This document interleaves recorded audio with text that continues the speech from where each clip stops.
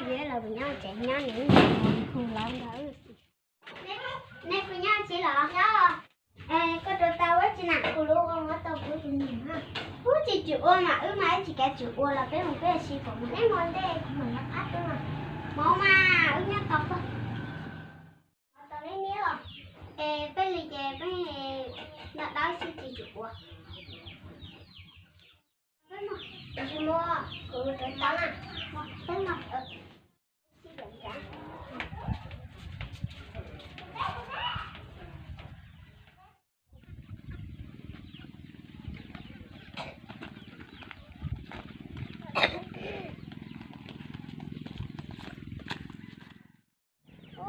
chả nên chờ tao với rất dòng lòng luôn à.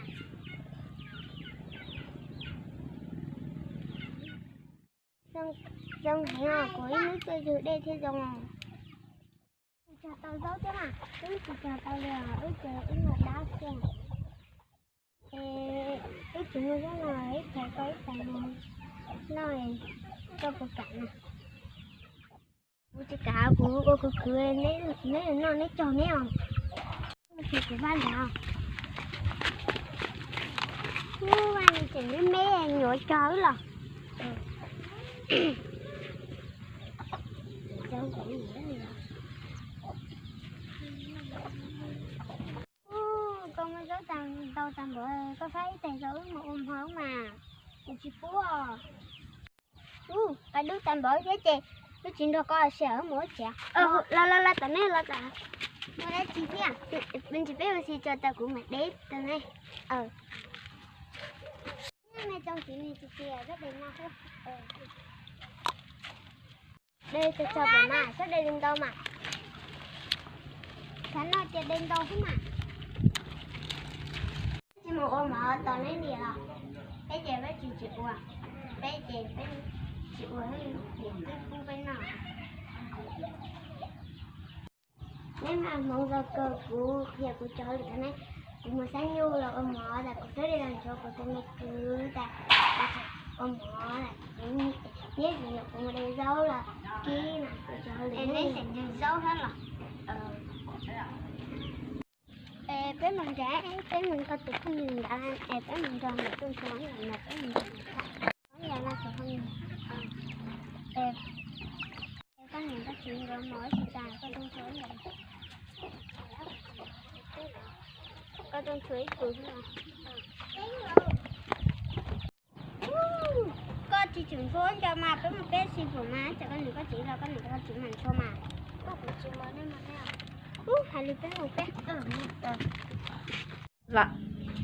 cô chị chưa của mẫu mà lúc này có mới chưa hả cứ ngâm mẫu mỏ cho con nhé lúc này có ôi cha họ ôi là lo mỏ thế mà chúa đó nhìn lo có điện à ôi cha bé nó chạy cứ là mua chỗ rảnh nè cái chú có thả mua người ta ôm mỏ cho người ta nếu như là có chuyện sẽ mở chỉ có thằng này có cô tức thì nó là mình tức ăn chú à mình chỉ biết là nhỏ cái gì có nhỏ có nhỏ là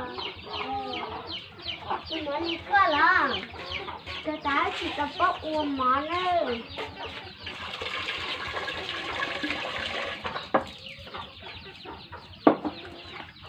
có bao một cái gì à cái trâu xí lò cái chi vấn đề là một cái nè câu chị cười có câu cào cô cứ nói cô nói rồi nè cô chị cạo cô chị chơi và chị sợ cái nào cũng chưa tí tôn lên đầu nè cô nhỏ quá nhìn chị là chị tôn này thế nè này một lớn như cái này nè mình ra nữa trái thì chị ta quả đôi nữa sao rồi sao ta cho luôn có cho tao hỏi ta có thể tao hỏi là vô lấy cửa luôn của tiêu người ta xía được nào cái chị ta quả đôi này rồi lúc nó có nhà thì lúc bé có tiền đấy mà chị ta cho cái này này rồi bị cho phá Còn chiếc phải sẽ tới nhờ. Cha cứu luôn rồi. Các thằng mà mấy chú nhìn trâu đi. Đọc. Đây hỏi chị nào. Mọi người đây một đón của tôi mới cứ nào. Ê có đi giáo rõ nhau từ. Của chị An đây nè. Rồi cho tôi mới cứ nào. Một chéo. Xin cho nó xỉu.